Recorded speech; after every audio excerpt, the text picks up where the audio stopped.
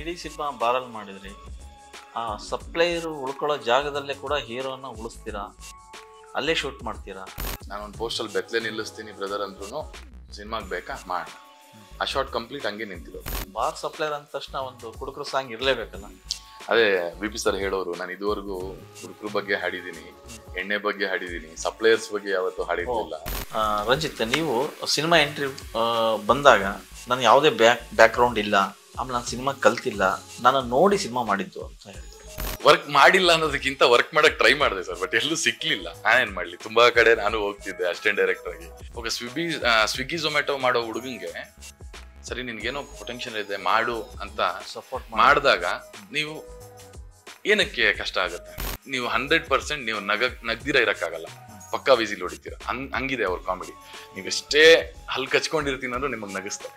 Cinema ನೋಡಿ ಯಾರು ನನ್ನ 100 ರೂಪಾಯಿ ವೇಸ್ಟ್ ಆಯ್ತು ಗುರು, ನನ್ನ 200 ರೂಪಾಯಿ ವೇಸ್ಟ್ ಆಯ್ತು ಗುರು ಅಂತ ಹೇಳಕ್ ಸಾಧ್ಯನೇ ಇಲ್ಲ. ಎಲ್ರಿಗೂ ನಮಸ್ಕಾರ, ನಾನು ವಿಜಯ್ ಭರಮಸಾಗರ. ಕನ್ನಡ ಚಿತ್ರರಂಗದಲ್ಲಿ ಈಗ ಮತ್ತೊಂದು ಹೊಸ ಚಿತ್ರ, ಅಂದರೆ ಕನ್ನಡ ಚಿತ್ರರಂಗದಲ್ಲಿ ಸಾಕಷ್ಟು ಕಂಟೆಂಟ್ ಸಿನಿಮಾಗಳು ಬರ್ತಾ ಇದೆ. ಆ ಸಾಲಿಗೆ ಮತ್ತೊಂದು ಸಿನಿಮಾ ಸಪ್ಲೈಯರ್ ಶಂಕರ. ಅಂದರೆ ಈಗ ಆಲ್ರೆಡಿ ಒಂದಿಷ್ಟು ಸಿನಿಮಾಗಳು ಬಂದಿದೆ, ಅಂಥದ್ದೇ ಸಿನಿಮಾಗಳ ಸಾಲಿಗೆ ಸಪ್ಲೈಯರ್ ಶಂಕರ ಕೂಡ ಸೇರ್ತಾ ಇದೆ. ಈಗಾಗಲೇ ಪೋಸ್ಟರು, ಟೈಟಲು ಎಲ್ಲ ಒಂದಿಷ್ಟು ನಿರೀಕ್ಷೆ ಕಾಣ್ತಾ ಇದೆ. ಸೊ ಆ ನಿರೀಕ್ಷೆ ಇನ್ನೂ ಒಂದಿಷ್ಟು ದುಪ್ಪಟ್ಟು ಮಾಡ್ತಾ ಇದೆ. ಫೆಬ್ರವರಿ 2ಕ್ಕೆ ಈ ಸಿನಿಮಾ ರಾಜ್ಯಾದ್ಯಂತ ರಿಲೀಸ್ ಆಗ್ತಾ ಇದೆ. ಸೊ ಇದರ ವಿಶೇಷ ಏನಂದರೆ, ಸಂಪೂರ್ಣ ಸಿನಿಮಾ ಟೀಮ್ ಹೊಸದು. Director, producer, DOP, music director ಎಲ್ಲ. ಇವತ್ತು ನಮ್ಮ ಜೊತೆ ರಂಜಿತ್ ಸಿಂಗ್ ರಜಪೂತ್ ಡೈರೆಕ್ಟ್ರು. ಸಪ್ಲೈಯರ್ ಶಂಕರ ಬಗ್ಗೆ ಏನೆಲ್ಲ ಮಾತಾಡ್ತಾರೆ ಅನ್ನೋದು ಒಂದಿಷ್ಟು ಕೇಳೋಣ. ರಂಜಿತ್, ಕಾರ್ಯಕ್ರಮಕ್ಕೆ ಸ್ವಾಗತ. Thank you. ಹೇಳಿ, ನಿಮ್ಮ ಇದು ಮೊದಲನೇ ನಿರ್ದೇಶನದ ಸಿನಿಮಾ. ಈ ಹಿಂದೆ ಏನೆಲ್ಲ ಮಾಡ್ತಾ ಇದ್ರಿ ಈ ಸಿನಿಮಾ ಮುಂಚೆ? ಸಿನಿಮಾ ಮುಂಚೆ ಬೇರೆ ಬೇರೆ ಪ್ರೊಫೆಷನಲ್ ವರ್ಕ್ ಮಾಡಿದ್ದೀವಿ. ಡ್ರೈವಿಂಗ್ ಆಗಿ ವರ್ಕ್ ಮಾಡಿದ್ದೀನಿ, ಝೊಮ್ಯಾಟೊ, ಸ್ವಿಗ್ಗಿ ಮಾಡಿದ್ದೀನಿ, ಜ್ಯೂಸ್ ಅಂಗಡಿ ಕೆಲಸ ಮಾಡಿದ್ದೀನಿ. ನಮ್ದೇ ಜ್ಯೂಸ್ ಅಂಗಡಿ, ಬೆಂಗಳೂರೇ ಅಲ್ವಾ, ಸೊ ನಮ್ದೇ ಜ್ಯೂಸ್ ಅಂಗಡಿ. ನೀರ್ ಹಾಕಿದ್ದೀನಿ. ಸೊ ಡ್ರೈವಿಂಗ್ ಮಾಡಿದ್ದೀನಿ ಒಂದು 3 ವರ್ಷ, ಓಲಾ ಓವರ್ ಓಡಿಸಿದ್ದೀನಿ. ಬಟ್ಟೆ ಅಂಗಡಿ ಇತ್ತು, ಬಟ್ಟೆ ಅಂಗಡಿಯಲ್ಲಿ ವರ್ಕ್ ಮಾಡಿದ್ದೀನಿ. PUC ಫೈಲ್ ಆದ್ಮೇಲೆ ಮೇ ಬಿ ಇವೆಲ್ಲ ಮಾಡ್ಬೇಕಾಯ್ತು. ಆ ಟೈಮಲ್ಲಿ ಮನೇಲಿ ಕೂತ್ಕೊಳಕ್ ಆಗಲ್ಲ, ಬದುಕಲ್ವಾ, ಬದುಕು ಮಾಡ್ಲೇಬೇಕು. ಸೊ ಹಂಗಾಗಿ ಮಾಡ್ತಿದ್ದೆ. ಇದು ಫಸ್ಟ್ ಸಿನಿಮಾ. ಓಕೆ, ಈಗ ಇಷ್ಟೆಲ್ಲ ಹೇಳಿದ್ರಿ, ಸ್ವಿಗ್ಗಿ ಮಾಡಿದೆ, ನೀರು ತರ್ತಾ ಇದ್ದೆ, ಅದು ಮಾಡ್ತಾ ಇದ್ದೆ, ಕ್ಯಾಬ್ ಓಡಿಸ್ತಾ ಇದ್ದೆ, ಇವೆಲ್ಲದರ ಸಮ್ಮಿಳಿತವೇ ಬಹುಶಃ ಸಪ್ಲೈಯರ್ ಶಂಕರ ಅಂತ ಅನ್ಸ್ಕೊತೀನಿ. ಯಾಕಂದ್ರೆ ನೀವು ಹತ್ತಿರದಿಂದ ನೋಡೋದಂಥ ಪಾತ್ರಗಳು, ನೀವು ಅನುಭವಿಸಿದ ಕಷ್ಟಗಳು, ನೋವುಗಳು, ಅವೆಲ್ಲ ಲೋವರ್ ಮಿಡಲ್ ಕ್ಲಾಸ್ ಕೆಲಸಗಳೇ ಅಲ್ವಾ ಇದೆಲ್ಲ. ಸೊ ಬಾರ್ ಸಪ್ಲೈಯರು ನಮ್ಮ ಕ್ಯಾಟಗರಿಗೆ ಬರ್ತಾರೆ. ಹಂಗಾಗಿ ಈ ತರದ ಒಂದು ಥಾಟ್ ಹುಟ್ಟೋದಕ್ಕೆ ಕಾರಣ ಏನು, ಹೇಗೆ? ಈ ತರ ಬ್ಯಾಕ್ ಡ್ರಾಪ್ ಬಂದಿರ್ಲಿಲ್ಲ ಸರ್.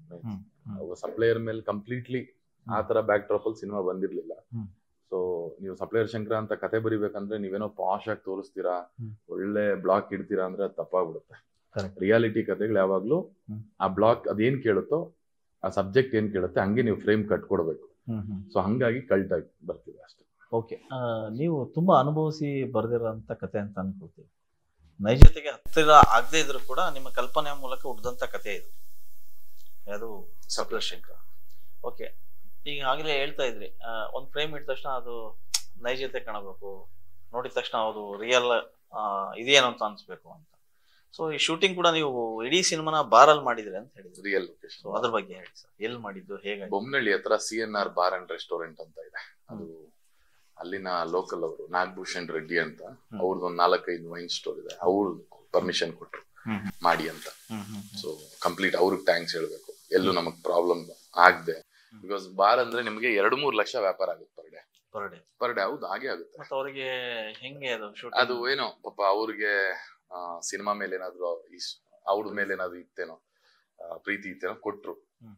ಎಲ್ಲೂ ನಮ್ಗೆ ಡಿಸ್ಟರ್ಬ್ ಆಗಿಲ್ಲ, ಎಲ್ಲೂ ಡಿಸ್ಟರ್ಬ್ ಮಾಡಿಲ್ಲ. ನೀವು ಅವ್ರಿಗೆ ಮಾಡಿಲ್ಲ, ಅವರು ನಿಮಗೆ ಮಾಡಿಲ್ಲ. ನಮ್ಮಿಂದ ಪಾಪ ಅವ್ರಿಗೆ ಡಿಸ್ಟರ್ಬ್ ಆಗೋದು. ಬಿಕಾಸ್ ನಮ್ ಶೂಟಿಂಗ್ ಅಂದ್ರೆ ಏನಾಗುತ್ತೆ ಸರ್, ಒಂದ್ ಶಾರ್ಟ್ ಇಡ್ಬೇಕಂದ್ರೆ ಅನ್ಕೊಂಡಂಗ್ ಟಕ್ ಅಂತ ಇಟ್ಕೊಡಕ್ಕಾಗಲ್ಲ. ಅದಕ್ಕೆ ಅಂತ ಲೈಟಿಂಗ್ಸ್ ಇರುತ್ತೆ, ಅದಕ್ಕೆ ಅಂತ ಆರ್ಟಿಸ್ಟ್ ಪ್ರಿಪರೇಷನ್ಸ್ ಇರುತ್ತೆ. ಒಂದ್ಸರಿ ಟೇಕ್ ಆಗುತ್ತೆ, ಇನ್ನೊಂದ್ಸರಿ ಬ್ಯಾಕ್ ಅಲ್ಲಿ ಮೈನ್ ಆರ್ಟಿಸ್ಟ್ ಕರೆಕ್ಟ್ ಆಗಿ ಮಾಡಿದ್ರು, ಇನ್ಯಾರೋ ಸಹ ಕಲಾವಿದ್ರು ತಪ್ಪು ಮಾಡಿರ್ತಾರೆ. ಟೈಮ್ ತಗೊಂಡ್ಬಿಡುತ್ತೆ, ನಾವ್ ಅನ್ಕೊಂಡಿ ಟೈಮ್ ಕರೆಕ್ಟ್ ಆಗಿ ಆಗಲ್ಲ ನಮ್ದು. ಸೊ ಹಂಗಾಗಿ ನಮ್ಮಿಂದ ಪಾಪ ಅವ್ರಿಗಿದಾಗ ಅಷ್ಟು ಆದ್ರೂನು ತಡ್ಕೊಂಡು ಒಂದ್ 18ರಿಂದ 20 ದಿನ ಮಾಡಿದ್ವಿ. ಚೆನ್ನಾಗಿ ಮುಗಿಸ್ಕೊಟ್ರು. ಅವ್ರು ಕೊಟ್ಟಿದ್ದಕ್ಕೆ ಸಿನಿಮಾ ಚೆನ್ನಾಗಿ ಬಂತು. ಈ ತರದ ಸಿನಿಮಾ ನೀವು ಕತೆ ಆಯ್ಕೆ ಮಾಡ್ಕೊಂಡಾಗ ನೀವು ಮೊದಲು ಯಾಕೆ ನಿಶ್ಚಿತೆ ಆಯ್ಕೆ ಯಾಕಾಯ್ತು? ಅಂದ್ರೆ ಪಾತ್ರಕ್ಕೆ ತುಂಬಾ ಚೆನ್ನಾಗಿ ಬ್ಲೆಂಡ್ ಆಗ್ತಾರೆ. ಬಿಕಾಸ್ ಅವರು ಮೇ ಬಿ ಅವ್ರಿಗೆ ಒಂದು 22, 23, 24 ವರ್ಷ ಇದ್ದಾಗ ಅವರು 16 ವರ್ಷದ ಹುಡುಗನ ಪಾತ್ರ ಮಾಡ್ತಾರೆ ಗಂಟು ಮೂಟೆ. If I am not wrong, age ಸರಿಯಾಗಿ ಗೊತ್ತಿಲ್ಲ ನಂಗೆ. ನೀವು ತುಂಬಾ ಏಜ್ ಆಗಿ ಮತ್ತೆ ಏಜ್ ಡೌನ್ ಪಾತ್ರ ಮಾಡೋದೆಲ್ಲ ತುಂಬಾ ಚಾಲೆಂಜಸ್. ಕರೆಕ್ಟ್. ನೀವು ಅಲ್ಲಿ ಬರೀ ಆ ಏಜು ಮೀಸೆ ತೆಗ್ದಿದಾರೋ ಅಲ್ಲ, 10th ಕ್ಲಾಸ್ ಹುಡುಗ ಅವನ್ ಬಾಡಿ ಒಂದು ಚೇಂಜಸ್ ಇರುತ್ತೆ. ಅವನು ಓಡಾಡೋದು ಟಪ್ ಟಪ್ ಟಪ್ ಅಂತ ಇರ್ತಾನೆ, ಅವನ್ ಮಾತು ಅವ್ರು ನೋಡಿದಾಗ ಮೇ ಬಿ ಓಕೆ ನನ್ನ ಕತೆಗೆ ಹಿಂಗ್ ಮಾಡ್ಬೋದು. ಆಗ್ಲೇ ಅವ್ರದ್ದು ಟಾಮ್ ಅಂಡ್ ಜೆರಿನೂ ಆಗಿತ್ತು. ಸೊ ನನಗೆ ಯಾರೋ ನನ್ನ DOP ತೋರಿಸಿದ್ರು, ಅವ್ರದ್ದು ಇನ್ಸ್ಟಾದಲ್ಲಿ ಒಂದು ರಕ್ತ ಚರಿತು ಅಂತ ಒಂದು ಮ್ಯೂಸಿಕ್ ಹಾಕಿದ್ರು. ಅದ್ ನೋಡ್ಬಿಟ್ಟು ನೋಡಿ ಬ್ರೋ ಇವ್ರು ಸೂಟ್ ಆಗ್ತಾರೆ ಅನ್ಸುತ್ತೆ. ಸರಿ ನೋಡಿದ್ರಿ, ಓಕೆ ಅನ್ನಿಸ್ತು. ನೆಕ್ಸ್ಟ್ ಡೇ ಅವ್ರ ನಂಬರ್ ಕಲೆಕ್ಟ್ ಮಾಡಿ ಮಾತಾಡಿದ್ರಿ. ಗನ್ ತರ ರೆಡಿ ಇದೀನಿ ಬನ್ನಿ ಅಂದ್ರು. ಹೋಗಿ ಕತೆ ಹೇಳಿದ್ರೆ ಆಮೇಲೆ ಓಕೆ ಅಂದ್ರು. ಅಲ್ಲಿಂದ ಸ್ಟಾರ್ಟ್. ಟಾಮ್ ಅಂಡ್ ಜೆರಿನಲ್ಲಿ ತುಂಬಾ ಲವರ್ ಬಾಯ್ ಆಗಿ ಕಾಣಿಸ್ಕೊಂಡ್ರು. ಇಲ್ಲಿ ರಾಗ್ ತೋರಿಸಿದ್ರಿ, ಅದಕ್ಕೆಲ್ಲ ಹೆಂಗ್ ಬ್ಲೆಂಡ್ ಮಾಡಿದ್ರಿ? ಟೈಮ್ ಕೊಟ್ರ? ಹೇಗೆ ತರಬೇತಿಯಲ್ಲಿ ಇತ್ತ? ಯಾಕಂದ್ರೆ ಸಪ್ಲೈಯರ್ ಅಂದ ತಕ್ಷಣ ಅದು ಕಲಿಬೇಕಲ್ವಾ ನೀವು? ರಿಯಲಿಸ್ಟಿಕ್ ಅಂದ್ರೆ ಅವ್ರದ್ದು ಒಂಚೂರು ಸ್ವಲ್ಪ ಫಾಸ್ಟ್ ಆಗಿ ಕೆಲವರು ಸ್ವಲ್ಪ ಫಾಸ್ಟ್ ಲರ್ನರ್ಸ್ ಇರ್ತಾರೆ. ಕಲಾವಿದ ಅಂದ ತಕ್ಷಣ ಅವರು, ಈಗ ನಾನ್ ಸಪ್ಲೈಯರ್ ಶಂಕರ, ನೆಕ್ಸ್ಟ್ ಇನ್ನೊಬ್ರು ಬಂದು ಇನ್ನೊಂದು ಪಾತ್ರ ಹೇಳಿದ್ರೆ ಅದಕ್ಕೆ ಬ್ಲೆಂಡ್ ಆಗ್ಬಿಡ್ತಾರೆ ಬೇಗ. ಅವ್ರು ಬೈ ಬಾರ್ನೇ ಅದ್ ಬಂದಿರುತ್ತೆ. ಸೊ ಇವ್ರಿಗೆ ಅಷ್ಟು ನಾವೇನಾದ್ರು ಇಷ್ಟು ಹೇಳಿದ್ರೆ ತುಂಬಾ ಮಾಡ್ಕೊಡ್ತಾರೆ. ಈಗ ಅವ್ರ ಪ್ರೀವಿಯಸ್ ಸಿನಿಮಾ ಜಾನರೇ ಬೇರೆ, ಇದೇ ಬೇರೆ. ನಾನೊಂದು ಪೋಸ್ಟಲ್ ಬೆತ್ತಲೆ ನಿಲ್ಲಿಸ್ತೀನಿ ಬ್ರದರ್ ಅಂದ್ರೂ ಸಿನಿಮಾಗ್ ಬೇಕಾ ಮಾಡೋಣ, ಆ ಶಾರ್ಟ್ ಕಂಪ್ಲೀಟ್ ಹಂಗೆ ನಿಂತಿರೋದು. ಅದು ಎಲ್ರು ಮಾಡ್ತಾರಲ್ಲೋ ನಂಗೆ ಗೊತ್ತಿಲ್ಲ, ಬಿಕಾಸ್ ನಾನ್ ಫಸ್ಟ್ ಸಿನಿಮಾ, ನನಗೆ ಗೊತ್ತಿಲ್ಲ. ನಂಗೆ ಗೊತ್ತಿಲ್ದಿರ ನಾನು ಹೇಳೋದು ತಪ್ಪಾಗುತ್ತೆ. ಬಟ್ ಇರ್ಬೇಕಾದಂತ ಒಬ್ಬ ರೈಟ್ರು ಎಲ್ಲೇ ಕೂತ್ಕೊಂಡು ನಾನು ಇಂಥ ಪಾತ್ರ ಬರ್ದಿದ್ದೀನಿ ಗುರು ಅಂತ ನಿಶ್ಚಿತ್ ಅವ್ರ ಹತ್ರ ಬಂದ್ರೆ ನನ್ನ ಪ್ರಕಾರ ಪಕ್ಕ ಕಟ್ಕೊಡ್ತಾರೆ. ಅವ್ನ ಕನ್ಸಿಗೆ ಏನಿದೆಯೋ ಮಾಡ್ಕೊಡ್ತಾರ ಅನ್ನೋದು ನನ್ನ ಎಕ್ಸ್ಪೀರಿಯನ್ಸ್. ನಾನು ವರ್ಕ್ ಮಾಡಿದ್ದೀನಿ. ಶಂಕರ್ ನೀವು ಇಲ್ಲಿ ತೋರಿಸ್ತಾ ಇರ್ತಕ್ಕಂಥ ಪೋಸ್ಟರ್ಗೂ ಲಾಟ್ ಆಫ್ ಡಿಫ್ರೆನ್ಸ್. ಈ ಪೋಸ್ಟರ್ ನೋಡಿದ ತಕ್ಷಣ ಯಾವ್ದೋ ಒಂದು ತಮಿಳ್ ಸಿನಿಮಾದ ವಿಚಾರಣೆನೋ ಇನ್ನೊಂದು ಸಿನಿಮಾನೋ ನೆನಪಾಗ್ತದೆ. ತುಂಬಾ ಟಾರ್ಚರ್ ಏನಾದ್ರು ಇದೆಯಾ ಅಂತ ನೋಡಿದ್ರೆ ಹಂಗ ಅನ್ಸುತ್ತೆ. ಸಿನಿಮಾ ನೋಡಿದ್ರೆ ನಿಮ್ಗೆ ಓಕೆ. ಇಲ್ಲಿ ಅಮಾಯಕ ವಿನಾಕಾರಣ ಜೈಲಿಗೆ ಹೋಗ್ತಾನ.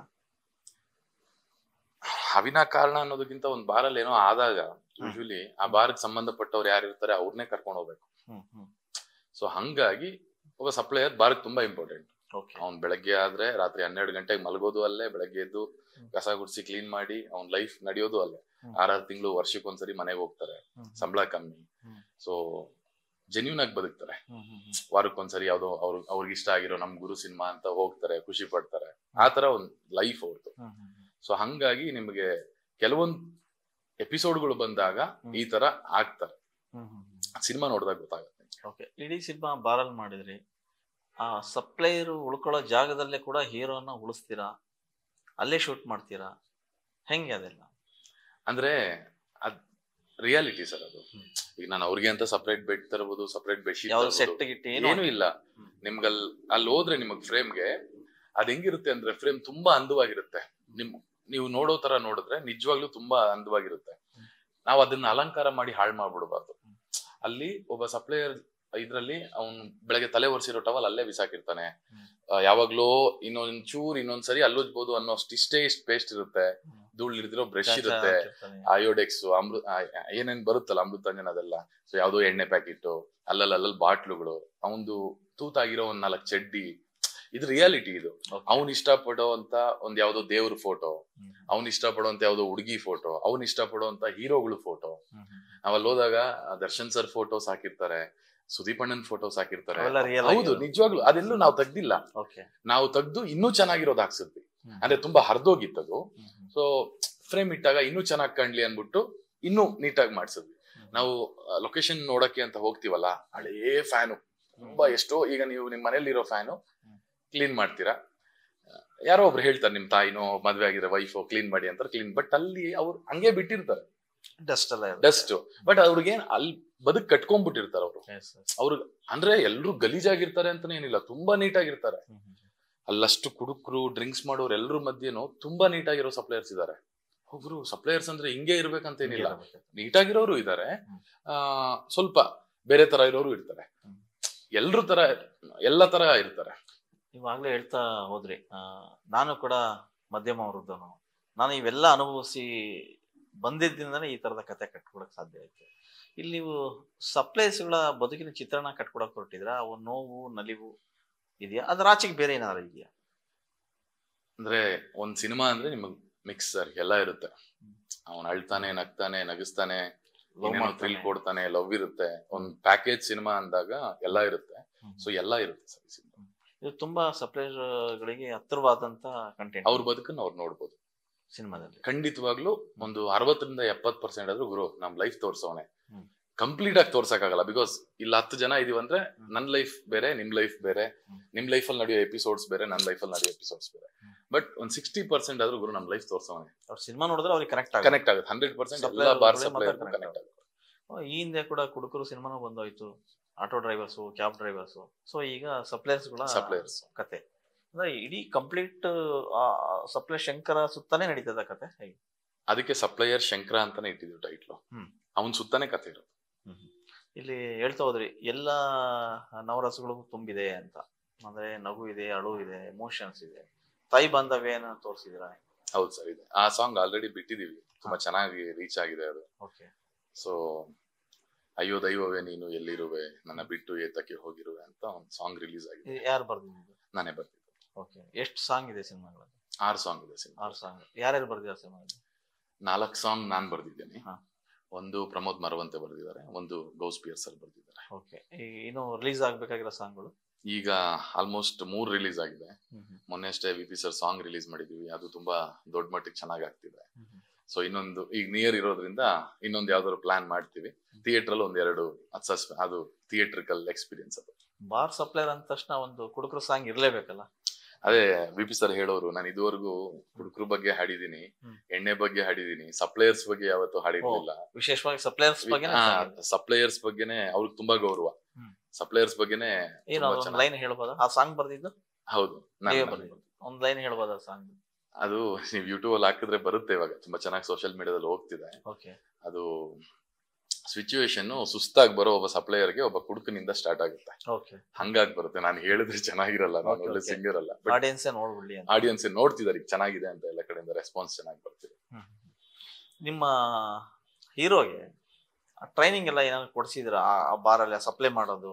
ಬಿಫೋರ್ ಶೂಟ್ ಅಂದ್ರೆ ಕತೆ ಹೇಳಿದ್ವಿ ಸರ್. ಅವ್ರ ಸ್ನೇಹಿತರದ್ದು ಒಂದಷ್ಟು ಹೋಟ್ಲ್ಸ್, ಬಾರ್ಸ್ ಎಲ್ಲ ಇರೋದ್ರಿಂದ ಅವ್ರು ಹೋಗಿ ಕೂತ್ಕೊಡೋರು. ಸೊ ಒಂದಷ್ಟು ಟೈಮ್ ಸ್ಪೆಂಡ್ ಮಾಡಿ, ಪ್ಲಸ್ ಸೆಟ್ಗೆ ಅವ್ರು ಯಾವತ್ತು ಲೇಟ್ ಬರ್ತಿರ್ಲಿಲ್ಲ. ಸೆಟ್ಗೆ ಒಬ್ಬ ಆರ್ಟಿಸ್ಟ್ ಅವ್ರು ಬೇಗ ಬರೋದ್ರಿಂದ, ನಮ್ಮ ಆರ್ಟಿಸ್ಟ್ ನಮಗ್ ಬೇಗ ಬರೋರು, 7 ಗಂಟೆಗೆ ಬರೋದ್ರಿಂದ ಅವ್ರು ಅಬ್ಸರ್ವ್ ಮಾಡೋರು, ತುಂಬಾ ಅಬ್ಸರ್ವ್ ಮಾಡ್ತಾರೆ. ಒಬ್ಬ ಆರ್ಟಿಸ್ಟ್ ತುಂಬಾ ಅಬ್ಸರ್ವೇಷನ್ ಇಂಪಾರ್ಟೆಂಟ್ ಅಂತಾರಲ್ಲ.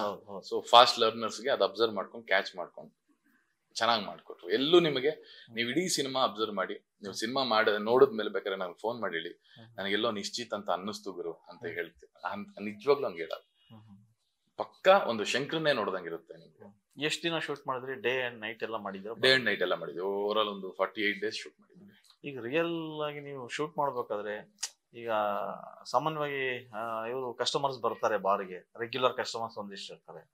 ನಿಶ್ಚಿಂತೆ ನೋಡಿದ ತಕ್ಷಣ ಇವನ್ ಯಾರೋ ಒಬ್ಬ ಹೊಸ ಹುಡುಗ ಸಪ್ಲೈಯರ್ ಬಂದ ಅಂತ ಅನ್ಸ್ತಿಲ್ವಾ? ಇದುವರೆಗೂ ಒಂದು 18-20 ದಿನ ಏನ್ ಶೂಟ್ ಮಾಡಿದ್ವಲ್ಲ, ಎಲ್ಲೂ ಗೊತ್ತಾಗಿಲ್ಲ. ಕೌಂಟರ್ ಅಲ್ಲಿ ಇರೋ ಎಲ್ಲ ಸಪ್ಲೈ ನೀಟಾಗಿ ಮಾಡೋದು, ಎಲ್ಲ ಸಪ್ಲೈ. ಅದೊಂದು ಅವ್ರದ್ದು ಒಂದು ಸ್ಟೈಲ್ ಇರುತ್ತೆ ಸರ್ ಸಪ್ಲೈಯರ್ಸ್ದು. ತುಂಬಾ ಸ್ಲೋ ಆಗೆಲ್ಲ ಅವ್ರು ವರ್ಕ್ ಮಾಡಲ್ಲ, ತುಂಬಾ ಸ್ಲೋ ಆಗಿ ಮಾತಾಡಲ್ಲ. ರೇಗೋ ಕಸ್ಟಮರ್ ಮೇಲೆ ಇವರು ರೇಗ್ತಾರೆ, ಪ್ರೀತಿ ವಿಶ್ವಾಸ ತೋರಿಸೋ ಕಸ್ಟಮರ್ ಮೇಲೆ ಇವರು ಇರ್ತಾರೆ.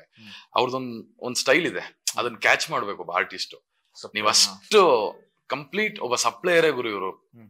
ಎಷ್ಟು ವರ್ಷದ ಎಕ್ಸ್ಪೀರಿಯನ್ಸ್ ಇದೆಯೋ ಗೊತ್ತಿಲ್ಲ, ಹಂಗೆ ಕಾಣಿಸ್ತಾರೆ. ಸೊ ತುಂಬಾ ಜನ ಆಲ್ಮೋಸ್ಟ್ ಒಂದು 15-20 ಸರಿ ಅವರೇ ಸಪ್ಲೈ ಮಾಡಿದ್ದಾರೆ. ಯಾರಿಗೂ ಗೊತ್ತಿರ್ಲಿಲ್ಲ. ಅದಾದ್ಮೇಲೆ ಈವ್ನಿಂಗ್ ಪ್ಯಾಕಪ್ ಆದ್ಮೇಲೆ ಯಾರಾದ್ರೂ ಹೊಸ ಹುಡುಗ ಅಂತ ಗೊತ್ತಾದ್ರೆ, ಗುರು ಸಿನಿಮಾ ನಡೀತಿದೆ ಇಲ್ಲಿ shooting, Tom and Jerry cinema hero, ಹಾಯಾಗಿದೆ ಸಾಂಗ್ ಕೇಳಿದ್ಯಾ ಅಂದಾಗ ಹೌದು ಅಂತಾರೆ. ಸೊ ಹಂಗಾಗಿ ಗೊತ್ತಾಗಿಲ್ಲ. ಅದ್ ನಮಗ್ ತುಂಬಾ ಪ್ಲಸ್ ಸರ್. ಆಕ್ಚುಲಿ ಯಾವಾಗ ನಿಮ್ಮನ್ನ ಗೊತ್ತಾಗುತ್ತೋ ಇದು ವರ್ಕ್ ಆಗ್ತಿರಲ್ಲ. ನಿಮ್ಗೆ ಯಾವಾಗ ನೀನು ಒಬ್ಬ ಸಪ್ಲೈಯರ್ ತಾನೆ ಕೊಡುಗುರು ಅಂದಾಗ ಆ ಪಾತ್ರ ವರ್ಕ್ ಆಗ್ತಿದೆ. ಬಿಕಾಸ್ ನೀವು ಅಬ್ಸರ್ವ್ ಮಾಡಿದ್ರೆ ಅವ್ರು ತುಂಬಾ ಫೇರ್ ಇದಾರೆ. ನಮ್ಮ ಹೀರೋ ಅವ್ರು ತುಂಬಾ ಫೇರ್ ಇದಾರೆ. ಒಂದ್ 1/2-3 ಗಂಟೆ ಆದ್ರೂ ಅವ್ರಿಗೆ ಡಲ್ ಮಾಡ್ಬೇಕು ನಾವು. ಬೆಳಗ್ಗೆ ಬಂದ ತಕ್ಷಣ ಬಟನ್ ಇಲ್ಲಿವರೆಗೂ ಓಪನ್ ನಮ್ ಹುಡುಗ ಮೇಕಪ್ ಒಬ್ಬ ಮಧು ಅಂತ ಇರೋನು, ಫಸ್ಟ್ ಡೇ ಅವನು ಡಲ್ ಮಾಡ್ದ. ಅಣ್ಣ ಓಕೆನಾ ಅಂದ. ಇಲ್ಲ ಡಲ್ ಮಾಡು ಅಣ್ಣ ಓಕೆನಾ ಅಂತಾನೆ. 4 ಸರಿ ಹೇಳ್ತಾನೆ ಫುಲ್ ಡಲ್ ಮಾಡು ಅನ್ನೋರು. ಬಟ್ ಈ ತರಾನು ನೋಡ್ಬೋದು ನೀವು. ಸಪ್ಲೈಯರ್ಸ್ ನಾವ್ ಈ ತರ ಕಟ್ಕೊಂಡಿದೀವಿ ನಮ್ ಪಾತ್ರ. ಕತ್ತಿಗಾಕೋ ಒಂದ್ ರುದ್ರಾಕ್ಷಿ, ಕೈಗಾಕೋ ಒಂದ್ ಕಡ, ಒಂದ್ ಕೆಂಪು ದಾರ, ಆ ಹವಾಯಿ ಚಪ್ಲಿ, ಆ ದಾಡಿ, ಆ ಒಂದು ಚೆಕ್ಸ್ ಪ್ಯಾಟರ್ನ್ ಡ್ರೆಸ್ಸು, ವಾಚ್ ಗೀಚ್ ಕಟ್ಟಲ್ಲ, ನಡೆಯೋ ಸ್ಟೈಲ್ ಬೇರೆ, ಅದೆಲ್ಲ ಅವ್ರು ಅಬ್ಸರ್ವ್ ಮಾಡ್ಕೊಂಡು ನಾವ್ ಒಂದ್ ಸೆಟ್ ಮಾಡ್ಕೊಂಡಿರ್ತೀವಿ, ಅದ್ ಹೇಳಿದಾಗ ಅವರು ಅದನ್ನ ಅಬ್ಸರ್ವ್ ಮಾಡ್ಕೊಂಡು ಮಾಡಿರೋ ಸಿನಿಮಾ.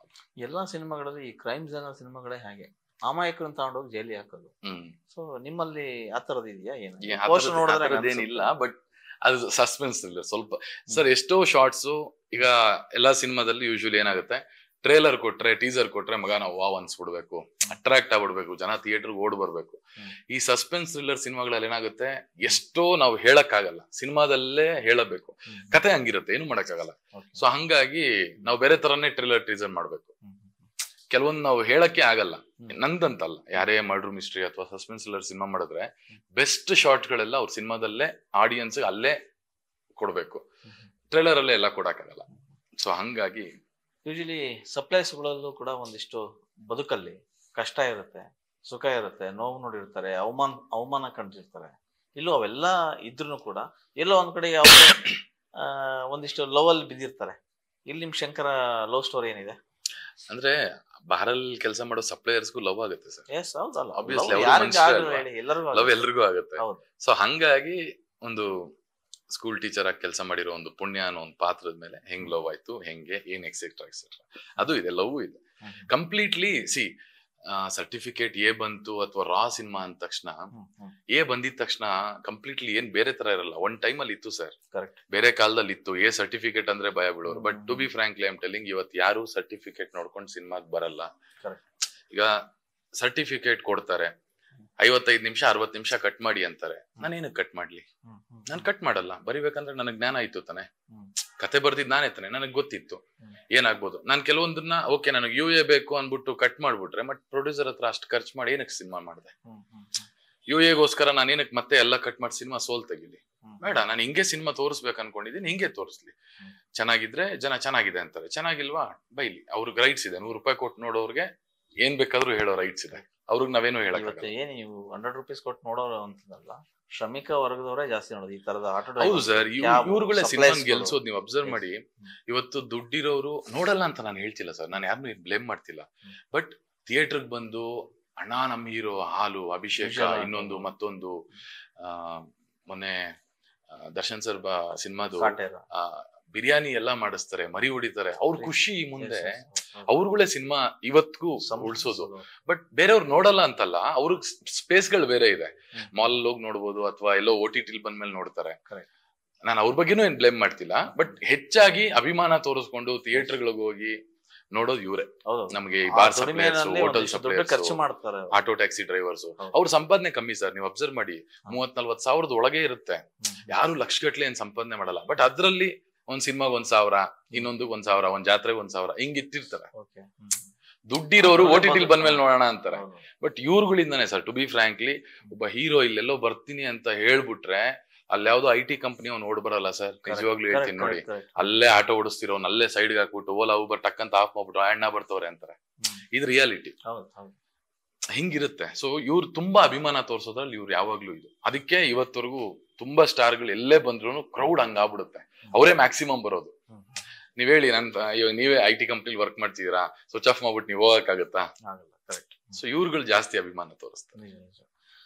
ರಂಜಿತ್, ನೀವು ಸಿನಿಮಾ ಎಂಟ್ರಿ ಬಂದಾಗ ನಾನು ಯಾವುದೇ ಬ್ಯಾಕ್ ಗ್ರೌಂಡ್ ಇಲ್ಲ, ಆಮೇಲೆ ನಾನು ಸಿನಿಮಾ ಕಲ್ತಿಲ್ಲ, ನಾನು ನೋಡಿ ಸಿನಿಮಾ ಮಾಡಿದ್ದು ಅಂತ ಹೇಳಿದ್ರು. ಹೆಂಗೆ ಅಂದ್ರೆ ಫಸ್ಟ್ ಇಂದ ನೀವು 8-9 ವರ್ಷದಿಂದ ಸಿನಿಮಾ ಮಾಡ್ಬೇಕಂತಾನೆ ಇತ್ತು, ಆಸೆ ಇತ್ತು. ಸೊ ಹಂಗಾಗಿ ವರ್ಕ್ ಮಾಡಿಲ್ಲ ಅನ್ನೋದಕ್ಕಿಂತ ವರ್ಕ್ ಮಾಡಕ್ ಟ್ರೈ ಮಾಡಿದೆ ಸರ್. ಬಟ್ ಎಲ್ಲೂ ಸಿಕ್ಲಿಲ್ಲ. ನಾನೇನ್ ಮಾಡ್ಲಿ, ತುಂಬಾ ಕಡೆ ನಾನು ಹೋಗ್ತಿದ್ದೆ ಅಸಿಸ್ಟೆಂಟ್ ಡೈರೆಕ್ಟರ್ ಆಗಿ. ಒಂದ್ ಟೈಮಲ್ಲಿ ಅಸಿಸ್ಟೆಂಟ್ ಡೈರೆಕ್ಟರ್ ಆಗಿ ಸೇರಕ್ಕೂ ಒಂದಷ್ಟು ಇದಿರುತ್ತೆ. ಒಂದ್ ಸಿನಿಮಾದಲ್ಲಿ ವರ್ಕ್ ಮಾಡಿದೆ, ನಾನು ಒಂದ್ 8-9 ದಿನ ವರ್ಕ್ ಮಾಡಿದೆ. ಆ ಸಿನಿಮಾ ಪಾಪ ಕಾರಣಾಂತರಗಳಿಂದ ಏನೋ ಇನ್ನ ಆಗಿಲ್ಲ. ಬಟ್ ಅದಾದ್ಮೇಲೆ ಓಕೆ ಮಾಡ್ತೀನಿ ಅನ್ಬಿಟ್ಟು ಮಾಡಿದ್. ಬಟ್ ಅದ್ ತಪ್ಪು. ಒಬ್ಬ ನಿರ್ದೇಶಕ ಕಲಿಬೇಕು. ಒಂದ್ 2-3 ಸಿನಿಮಾ ಆದ್ರೂ, ಒಂದ್ 2-3 ವರ್ಷ ಆದ್ರೂ ಸ್ವಲ್ಪ ಕಲಿಬೇಕು. ಬಿಕಾಸ್ ಒಂದ್ 5,000 10,000 ಕೊಟ್ಟು ಒಂದ್ ಶಾರ್ಟ್ ಫಿಲ್ಮ್ ಮಾಡೋದ್ ಬೇರೆ, ಪ್ರೊಡ್ಯೂಸರ್ ಹತ್ರ ಕೋಟಿಗಟ್ಲೆ ಖರ್ಚು ಮಾಡಿಸಿ ಒಂದ್ ಸಿನಿಮಾ ಮಾಡೋದ್ ಬೇರೆ. ಎಲ್ಲೋ 100ರಲ್ಲಿ ಒಬ್ಬನೋ ಇಬ್ಬರೋ ಮಾಡ್ಬಿಡ್ಬೋದು. ಗುರು ಅವ್ನ್ ಮಾಡ್ದ ನಾನು ಮಾಡ್ಬಿಡ್ತೀನಿ ಅಂತ ಎಲ್ರು ಕೈ ಹಾಕಿದ್ರೆ ನಿರ್ಮಾಪಕರು ಬೀದಿಗೆ ಬಂದ್ಬಿಡ್ತಾರೆ. ಟು ಬಿ ಫ್ರಾಂಕ್ಲಿ ಇವತ್ಗೂ ನಮ್ಗೇನು ಗೊತ್ತಿಲ್ಲ. ಏನೋ ಏನ್ ಮಾಡಿದೀನಿ ನನಗೂ ಗೊತ್ತಾಗ್ತಿಲ್ಲ. ಏನೋ ಮಾಡ್ತಿದ್ದೀನಿ, ಅಯ್ಯೋ ನಾನು ಏನೋ ಮಾಡಿಲ್ಲ, ನಾನು ಯಾರ ಹತ್ರ ವರ್ಕ್ ಮಾಡಿಲ್ಲ, ನನ್ಗೆಲ್ಲ ಗೊತ್ತು ಅಂತ ಹೇಳಿದ್ರೆ ನನ್ನಂತ ದಡ್ಡ ಏನ್ ಗೊತ್ತಿಲ್ಲ. ಇವತ್ತಿಗೂ ಭಯ ಇದೆ, ಹೆಂಗೆ ಜನ ಒಪ್ಕೋತಾರ, ನಾನ್ ಮಾಡಿರೋದು ಓಕೆನಾ, ಸಿನಿಮಾ ಹಿಂಗೆ ಮಾಡ್ಬೇಕು ಅಂತಾನು ಯಾರು ಹೇಳಿಲ್ಲ ಸರ್. ನೀನೊಂದ್ ಕತೆ ಹೇಳ್ಗುರು, ನಮ್ಗೆ ಅರ್ಥ ಆಗೋಂಗ್ ಹೇಳು ಅಂತಾನೆ ಹೇಳ್ತಾರೆ ಜನ. ಬಟ್ ಕಲ್ತು ಬರೋದು ತುಂಬಾ ಬೆಸ್ಟ್ ಅಂತ ನನ್ನ ಒಪಿನಿಯನ್. ಕಲಿದೆ ಹಂಗೆ ಒಂದು ಮೊಂಡು ಧೈರ್ಯದಲ್ಲಿ ಬಂದ್ಬಿಟ್ಟು ಒಂದೊಂದ್ಸರಿ ನಮ್ಗೆ ಕನ್ಫ್ಯೂಸ್ ಆಗ್ಬಿಡುತ್ತೆ, ಗುರು ನಾನು ಏನೋ ಅನ್ಕೊಂಡೆ ಏನೋ ಮಾಡ್ತಿದ್ದೀನಿ ಅಂತ. ಅವಾಗ ಎಲ್ಲ ಉಲ್ಟಾ ಪಲ್ಟಾ ಆಗ್ಬಿಡುತ್ತೆ. ನೀವೇನ್ ಅನ್ಕೊಂಡಿದೀರಾ ಅದನ್ನೇ ಮಾಡೋ ಕೆಪಾಸಿಟಿ, ನೀವೇನ್ ಬರ್ಕೊಂಡಿರ್ತೀರಾ ಆಲ್ರೆಡಿ ಇಲ್ಲೊಂದ್ ಸ್ಕ್ರೀನ್ ಇರುತ್ತೆ, ನೋಡ್ತಿರ್ತೀವಿ, ಅದನ್ನೇ ತೆಗಿಯೋ ಕೆಪಾಸಿಟಿ ಇದ್ರೆ ಬನ್ನಿ ಮಾಡಿ. ಬಟ್ ಆಗಲ್ಲ, ನಾನು ಲರ್ನಿಂಗ್ ಮಾಡ್ಕೊಂಡೇ ಬರ್ಬೇಕು, ಇನ್ಸ್ಟಿಟ್ಯೂಷನ್ಗಳಿದೆ, ಕೋರ್ಸ್ಗಳಿದೆ. ಅದಕ್ಕಿಂತ ಬೆಸ್ಟ್ ಏನಂದ್ರೆ ಏಡಿಯಾಗಿ ರಿಯಾಲಿಟಿಲಿ ವರ್ಕ್ ಮಾಡಬೇಕು. ಈಗ ನೀವ್ ಹೇಳಿದ್ರಾಗ್ಲೇ ನನ್ನ ಕತೆ ಜನರು ರೀಚ್ ಆಗ್ಬೇಕು, ಜನರಿಗೆ ಅರ್ಥ ಆಗ್ಬೇಕು. ತಿಥಿ ಕೂಡ ಹಾಗೆ ಆಗಿದ್ದು, ನ್ಯಾಷನಲ್ ಲೆವೆಲ್ ಹಿಟ್ ಆಯ್ತು. ಹೌದು, ಅಲ್ಲಿ ಯಾವ ಪ್ರೊಫೆಷನಲ್ ಡೈರೆಕ್ಟರ್ ಇರ್ಲಿಲ್ಲ, ಎಲ್ಲೂ ಕೆಲಸ ಮಾಡಿರ್ಲಿಲ್ಲ. ಅಂದ್ರೆ ಅದೇ ಸರ್ ನಾನು ಹೇಳೋದು, ಎಲ್ಲೋ ಬೈ ಮಿಸ್ ಆಗಿ 1, 2, 3 ವರ್ಕ್ ಆಗುತ್ತೆ. ಬಟ್ ಇದೆಲ್ಲ ಇಂಡಸ್ಟ್ರಿಯಲ್ಲಿ ವರ್ಕ್ ಮಾಡೋ ಅಸಿಸ್ಟೆಂಟ್ ಡೈರೆಕ್ಟರ್ಗಳಿಗೂ ವರ್ಕ್ ಮಾಡಿ ನಾಳೆ ದಿನ ಯಾರು ನಿಮ್ಮನ್ನ ಬ್ಲೇಮ್ ಮಾಡಬಾರ್ದು. ಏನು ಎಲ್ಲೋ ವರ್ಕ್, ಈಗ ಈ ಸಿನಿಮಾ ಸೂಪರ್ ಹಿಟ್ ಆಗೋಯ್ತು sir, example cinema super hit ಆಗೋಯ್ತು, ಸಪ್ಲೈರ್ ಶಂಕರ್ ಅವ್ನು ಯಾರ ಹತ್ರ ವರ್ಕ್ ಮಾಡಿಲ್ಲ ಅನ್ನೋ ಒಂದು ಟಾಕ್ ಬಂದ್ಬಿಡುತ್ತೆ. ಸಪೋಸ್ ಫ್ಲಾಪ್ ಆಯ್ತು, ಫ್ರಾಂಕ್ಲಿ ಟೆಲ್ಲಿಂಗ್, ಬಟ್ ಖಂಡಿತ ಆತರ ಸಿನಿಮಾ ಅಲ್ಲ. ಬಟ್ ಸಪೋಸ್ ವರ್ಕ್ ಆಗಿಲ್ಲ ಅಂದಾಗ, ಗುರು ಅವ್ನು ವರ್ಕ್ ಮಾಡ್ಬೇಕಿತ್ತು ತಾನೆ ಅಂತಾರೆ, ಕಲ್ತ್ ಬರ್ಬೇಕಿತ್ತು ಅಂತಾರೆ. ಸೊ ಯಾವ ಟೈಮಲ್ಲಿ ಹೆಂಗ್ ಮಾತಾಡ್ತಾರ ಗೊತ್ತಿಲ್ಲ. ರಿಯಾಲಿಟಿ ನನ್ ಪ್ರಕಾರ ಕಲ್ತು ಒಂಚೂರು ಕಲ್ತು ಬಂದ್ರೆ ತುಂಬಾ ಒಳ್ಳೇದು, ನಿರ್ಮಾಪಕರಿಗೆ ಒಳ್ಳೇದು.